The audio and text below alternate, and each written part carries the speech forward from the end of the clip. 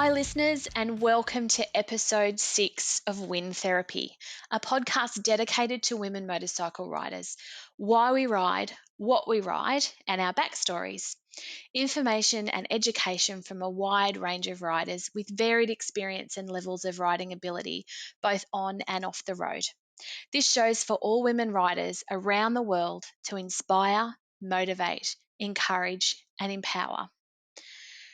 This inspiring woman grew up in a mining town with a big brother who she's always trying to impress. Brought up as a tomboy, getting into just as much mischief as the boys, playing football, riding a BMX, and always attempting to hang out with the boys and share in their adventures. She was diagnosed with trigeminal neuralgia, with symptoms starting in 2008, ceased work in 2012, and has undergone many treatments to relieve her symptoms. Motorbike riding was put on hold for 10 years, but she's back in the saddle. I'd like to introduce you to Kaz. Hi, Kaz. How are you? Hi, how are you? I'm Good. good. Thank you so much for joining us today. Tell us a little bit about your story. Well, I'm a mother of 5 and have 2 grandkids now. I've had trigeminal neuralgia since about 2008. Got it at a manageable level now of pain so that I could get back on the bike again. That's fantastic. Yeah. And you've gone through lots of treatments, and I know with that particular diagnosis, everyone is so different. So finding what works for you is a bit of a minefield. And I had surgery in 2013 and the Teflon ended up embedding into the nerves, so it made it 1,000 times worse. Oh, you poor thing. Yeah. So tell us a little bit about trigeminal neuralgia. What it is, well, in my case, I've got an artery rubbing on a nerve, and it causes nerve pain all down one side of my face. It's in the top 5 most painful conditions, and they class it as incurable. Everything they do is more like a Band-Aid, so it's a temporary fix. I had the Teflon dug back out. It took 6 hours for him to dig it all out, and I was down to about 5% pain. It has started coming back again. I'm managing it by keeping my stress down as much as I can, because stress is a big trigger. And the pains in your face with trigeminal neuralgia, isn't it? It's Yeah. the 3 branches of nerves on the side of your face. Yeah, so temperature, wind, any little tiny bit of touch can Yep, send you into an absolutely agonizing pain journey. yep. Kissing, Yeah, eating, smiling, laughing, anything. yeah, wow.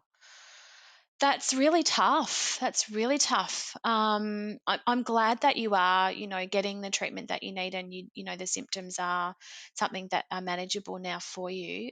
You mentioned in our chat a little bit earlier before we started recording that you actually have a Facebook page as well. Tell us a bit about your Facebook page. I started it probably about 2011 when I was feeling very lonely, and that I felt like nobody understood what I had. So I created a group for Australia, and it's branched out to New Zealand,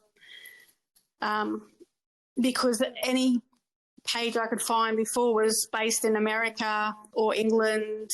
So they had different medications, different ways of treating it. And it's slowly built up to about 5,000 people now. And I've asked about 8 other people to be my admin to help me manage it. That's fantastic. I bet there's so many people out there that are suffering that just... It's sad, incredibly sad. Yeah, I have a little bit of experience with that injury in my role as a health and rehabilitation advisor, and Yeah, it's just really hit and miss with treatment providers as well, really understanding what you're going through and very, very limited knowledge. and hard Um, to get believed in as well. yeah, yeah, oh, I get that. I get that. You're amazing. Thank you for sharing that with us. So you're back at work now? Yep, back at work since 2020. Yeah, and what do Um, you do for a living? I'm an intake officer for NDIS providers. So I do um, all of the risk assessments and service agreements for clients and do all the onboarding of new staff. That sounds very busy, especially in that field. And tell us a bit about where you live. I live in Ipswich. I've just moved in with my mother to help look after her because she's 78 and starting to struggle a little. Yeah, oh, you're a good daughter. Um, Yeah, but I still take Sunday out for my rides. nice. And beautiful weather you have up there too. Beautiful and warm all year round and some amazing roads. Yeah, it has. And uh, I ride with a group of older males and they know all of the good roads to go on. Oh, that's great. Awesome. And how long have you been riding for? Uh, I get asked this a lot, and it's hard because I got my learners when I was 18. I lived on a farm for about 10 years after that and rode dirt bikes and four wheelers. I didn't get my REs until I was 34. Hmm. Uh, I didn't get my first very own bike until I was 44. And I'm onto my third bike now and got my R license about 2 years ago. There you go. So you've been riding for a while and all sorts of different bikes. So yeah, that's Yeah, great. which is good. It gives you good Yeah, experience. absolutely. What's your first memory of motorbikes? My best memory, A first memory. my first memory, Yeah. when I was young and my uncles all rode bikes and I always just wanted to be on them and be on the back of them. Yep. And what sort of bikes did they ride? They had adventure style bikes, Hmm. and another uncle he was into sports bikes. Um, Yeah. but Okay. I always sort of lean more towards the cruiser style. Yeah. Yeah. Yeah. Oh, very good. Is there anything that particularly inspired you, or was there a life event that happened that influenced you to get your license? Well, it was definitely my brother that inspired me to get my learners, um, because he got a bike and everything he did I wanted to do. Um, but it was me getting my last lot of surgery, which helped me a lot, and turning 50 that inspired me to get my R license. Tell us a little bit about what the R license is. I'm from New South Wales, so That's it's very it's different. open. It's the open, so I can ride any bike. Right. It doesn't matter how big or small it is. I can ride any bike. Yeah. There you go. And what process is it to get that license? You have to go for a Q ride Hmm. lesson, And and then what's the they Q test ride? you. So is that a And ride on the road? yeah, they um, put you out on like a big parking lot, make you do figure eights and turns and U turns and different things, and then they take you out onto the road Right. and with the bigger bike, so that you can prove that You you're can handle it. okay with it. Okay, there you go. It's funny how all states are different. I don't understand it. We're all Yeah, in the one country. exactly. Yeah, it's so confusing. So confusing. Oh, well, that's really good. So, tell us a little bit about the bikes that you've owned then. So you said you've had three bikes. What did you start out on? I first of all had a CBR 350, so that was a sports style. But I found I had a lot of trouble with my neck and shoulders with that, so I barely rode it. And I got really sick then, like the pain was worse and I couldn't ride. Mm-hmm. So I sold it. When I had my surgery in 2020, the first thing I did was go and buy another bike.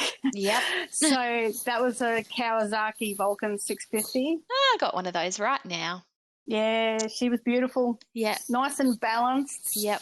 I love mine. Very easy bike. I miss her, but this one is very similar. I've got the Honda CMX 1100. Oh, nice. So how I do you find it very find that? similar, except that the feet are in a different spot. Okay. And I prefer the Vulcan for that. Yeah, so, I mean, with the Vulcan, you've got your feet forward quite a bit. See, I'd rather that. Yeah, yeah. So do you find the 1100, how is it with power compared to the 650? Oh, amazing. Yeah? Heaps more. Okay. Yeah, I don't have to work the gears to keep up Yeah. with See, I like the that. other guys and stuff. Yeah. I like working the gears a little bit, gives you a bit of I don't sports mind, bike feel. but it's just I don't have to I keep up with everybody now. Yeah. And don't have to worry. Yeah. Oh, that's interesting. And how long have you had the 1100 for? Since July last year. Okay. And have you done a lot of riding on that? How many Ks have you done on your new bike? About 25,000. So just a few. Do a little bit of riding. Yeah, that's awesome. That's fantastic. I went down to Dorrigo. I'm not sure how far away that is, but it's a fair way from me. It'd So be about 400 Ks, 500 Ks. Yeah, we did a it? 3-day ride for that one. It's beautiful around Dorrigo. We're heading up to Walker in November for the motorbike rally, and just the mountains and stuff around that area are just gorgeous. I can't wait. Taking it to Phillip Island next year. Nice. Very nice. Well, if you need a bed, I'm on the way to Phillip Island. So that's good to know. down near Gundagai. So yeah, very welcome. Yeah, that's always a good ride. My husband goes every year as well, but apparently it's just I've been asked to go with a group of guys actually. Good. Yeah. Oh, that's fantastic. That's a big ride for you, up that far. Oh, well, probably my biggest ride was down to Muswellbrook from here. Oh, yes. Which was about 700 kilometres, I think. Yeah, Muswellbrook's lovely too. Yeah. And I did that in one go. What? You're a machine. I would be crying by then. My bum would be hurting. I'd be needing to, curl up in a little ball and just go to sleep. I think that's amazing. That is a really long ride in one go. Yeah, I did that for my 50th. Oh, good girl. That's awesome. Awesome, awesome. So thinking about motorbikes, if you could have any bike, what would you have and why? So no cost, no issues with the size or anything like that. What would be your dream bike? I've never really looked at too many bikes, but I know that I really like the Triumph Bonneville Bobber. Mm-hmm. I sat on one of those the other day and it was a bit scary because I loved it so much. They are a beautiful bike. I would have actually bought it instead of this bike, but I needed a pillion seat. Yes. For my daughter. That's the thing too, yeah, with the bobber, where would you put your luggage? There's nowhere to put your luggage or anything like wouldn't. that. You just that would be That'd like have to be your my Sunday second ride. bike. Yeah, stick everything in your pocket. They are a beautiful bike, though. They really are. I don't blame you for really liking that one. It wasn't functional enough for me. So you mentioned a pillion seat and your daughter. So does she ride much with you? She rides occasionally. Yeah, okay. And how old's she? 13. Oh, she would love it. Yep. That's cool. My 19-year-old daughter just got her P's. So her my oldest daughter has a bike too. Nice. It's so I'm so proud of my girl. She rides a beautiful GS 650 adventure bike. Follows after her dad's footsteps. He's got a 1200 BMW adventure bike as well. It was for me, but The 650 was for me, but it's just too big. I'm only 152 Sure. centimetres. Yeah. So, I'm tall, so yeah. I don't have that issue. Oh, yes. Well, you could have any bike that you want. I could base it, yeah, now we. Yeah. Oh, that's nice though. Yeah. Oh, she must be so proud to jump on that bike with you. Oh, she loves it. Nice. And do you think she'll get a license when she's old enough? Oh, definitely. Yeah. She already rides bikes up the bush. Oh, good girl. Yeah. Mm. Oh, lovely. So you said you've got 5 kids. Yeah. Do all of them ride? One doesn't. Okay. There you go. Well, it's following in their mum's footsteps. Very good. So you're from Ipswich. You've told Yep. us about some of Oh, the well, that's rides. where I live. I'm not from here, Oh, though. okay. You live in Ipswich. Yep. What's the main sort of riding that you do up there? I usually go countryside, and we hit all the twisty mountains. Mm-hmm. Right. Yep. Nice. So do you go out like away for weekends, or is it mainly day trips, or a mixture of both? Yeah, a couple of times a year we do overnighters. Yep. I've just been invited to another overnighter at the end of next month. Nice. So it's 2 nights away. So we'll head up there, have the main spot for staying at, and just do day trips away around there. Yeah, nice. Yep, and once again, I'm the only female. That's really I'm good. just one of the boys with them all. Yeah. Oh, that's really good. And how many of you go? There's about 10 going on this one. Nice. Oh, well, I hope it's a good trip and you get really good weather, not too much rain. It's a good time of year, Yeah. actually. It's not too hot, not too cold. Oh, nice. Very good. Tell us a little bit about the proudest, funniest, happiest, or scariest moment you've had as a rider. Oh, well, that's almost sort of all in one. Probably a couple of months ago, I went around a corner and didn't notice there was gravel, and both my tyres slid, Oh, gosh. and I thought I was going down. But I think the farm girl kicked in, and I pushed my foot down quickly and turned the handles, and off I went. Yeah. I was fine. So that dirt bike And riding stood you in good stead for one that of the slide. yeah, the old guy behind me said, he goes, "Oh, you can tell you were a farm girl." No, you should have just I said, said, "On yeah, but girl, just I know how to quietly, I ride." did have to clean my pants. Oh dear. Oh dear. It's Yeah, scary, isn't it? so And that's, I was yeah. proud afterwards, scared at the time. Yeah. Oh, we just got to be Yeah, so careful, don't we? And you know that, having that experience and knowing what to do if it does become a little bit hairy is so important. We can never stop learning and sharing. yeah, Yeah. that's why I like going with this group of older guys, because they'll go on dirt roads, gravel roads, anything, and I'll just go Good. fake it until I make it. Yeah, good girl. That's very good. Oh, awesome. So you mentioned you went to Dorrigo Yep. in one of your rides. Is that the furthest that you've ridden? Oh, I think Musselbrook was a lot further. Oh, yes, Yeah, Musselbrook. Sorry. Yes, that is a bit further down. Yeah. And you did that in a day. You're a machine. Ah, yeah. I left at 4 o'clock in the morning wow. You did it. and got there just about 2 o'clock, I think it was. Wow, you did well. That's awesome. What would be your dream ride? I think I'd like to go to Italy, Mm-hmm. or yeah, I think Italy. Yeah, I'd like to go to Italy and go around on a bike there. Yep. New Zealand's supposed to be good, and probably over in England and do Scotland and everywhere. Yep. Would be nice. Yeah. Go back to a bit of heritage. Yeah. Oh, that's a good dream to have. Do you think it'll eventuate? Oh, for sure. Good. Yeah. Yeah. I just got to wait for kids to move out of home. Yeah, oh, bloody kids. Yeah. I know, financially and mentally and Yes. time. Yes. Well, that's a good dream to have, and you can always start planning it anytime, and then it's ready to go. Do you think you'd do that in like an organised tour, or would you do it on your own? I'll probably organise it myself because I'm a bit of an organiser. Mm-hmm. And would you Yeah, go I'll on probably your get own? a group of, Yeah. Okay. yeah, probably take a group. Yeah. Oh, let me know. Yeah, no worries. No. Look, I know you've been riding a long time, and you've had a few different bikes. Tell us about the gear that you use when you're riding, like your pants and your jacket and your boots, and why you use it. I always wear full gear.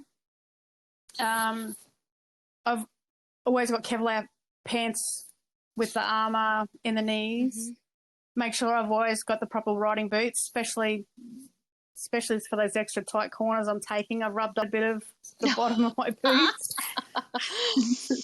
And I just always thoroughly recommend making sure that whatever you've got has got armour pads and that. Yeah, even if they're uncomfortable, it's worth wearing it. I got hit last year, so and I wasn't at fault, and there was nothing I could do to stop it because I'd stopped at a stop sign and they come up behind me and hit the back of me. Yep. And that has made it even stronger in my head that no matter what, you should always have your gear on. Absolutely. Yeah. You just don't know, do you? You don't have control over other people. And sometimes they just don't see us. Yep. And I've got a friend who's about to lose his leg from a motorbike accident. Oh dear. So and he wasn't wearing proper stuff. Oh dear me. That's so tough, isn't it? Yeah, but he's a good advocate for wearing the right gear then. He's got to live with that choice that he made. So. Yeah. Oh, that's tough. I hope he's okay. Yeah, you'll get there. He's got a lot of good friends. That's good. That's really good. Is there something on your bike or the gear that you wear that you couldn't live without, and why? Couldn't live without. Just my bike. The Yeah. whole thing. Do you have a good luck charm or anything like that? Yeah, I've got one of those little bell things, the Guardian Gremlin bells. bell. Yep. Yep. And I won't take that off because I think it's bad mojo. I got that a month after my accident, and I got somebody bought it because you're not allowed to buy it for yourself. And I got my daughter to put it on because you're not allowed to put it on yourself either. No, okay, I didn't know that. Lucky I haven't put them on myself. My husband does everything like that for me.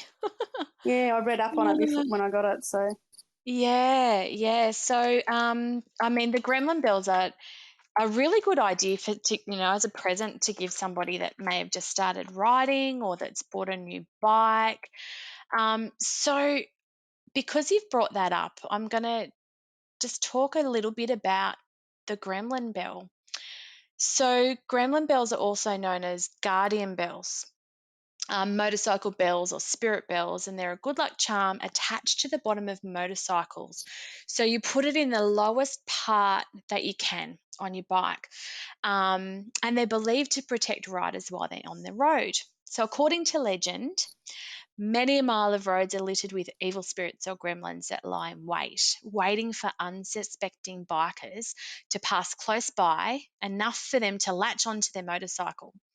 These evil little creatures are thought to be the source of most bikers' problems and bad luck, such as mechanical issues, and at worst can make a biker crash, such as if they were to chase animals onto the road.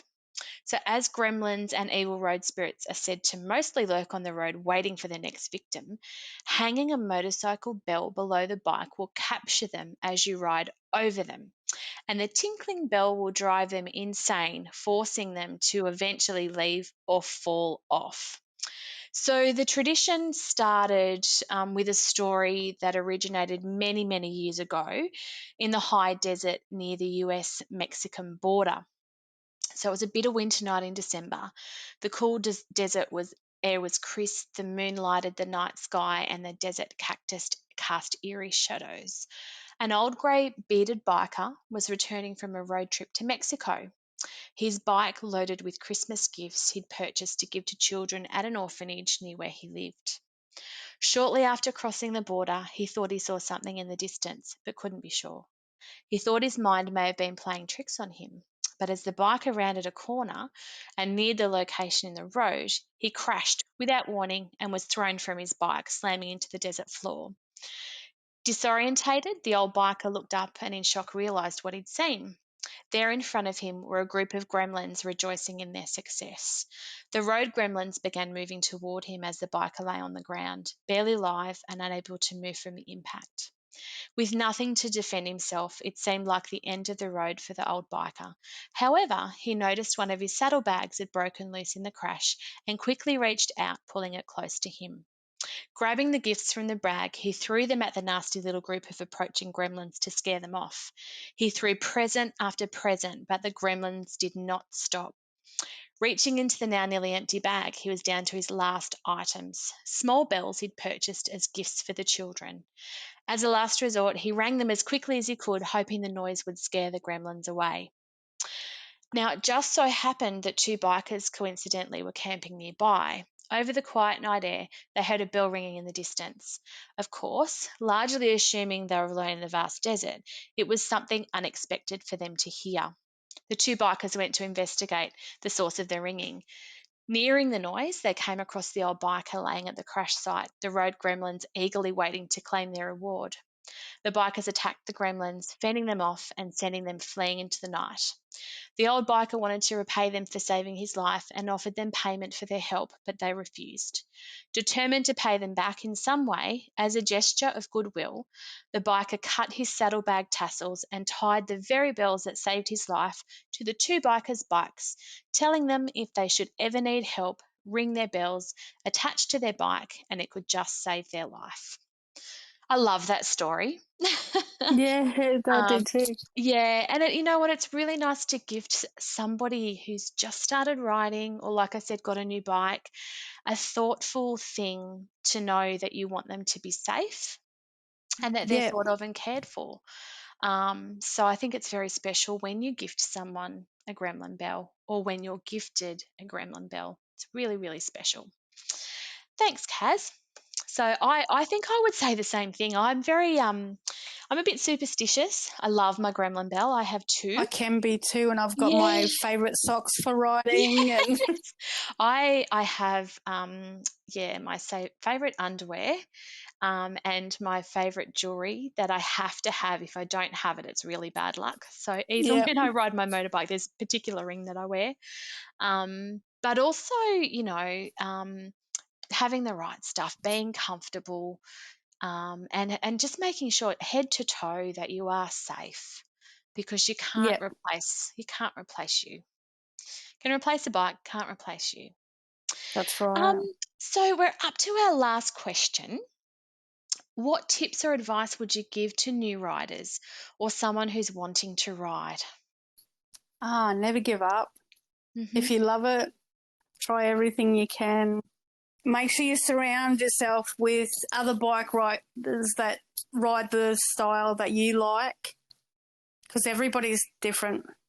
Yeah. And I don't enjoy riding with some people, but I do with others, Mm.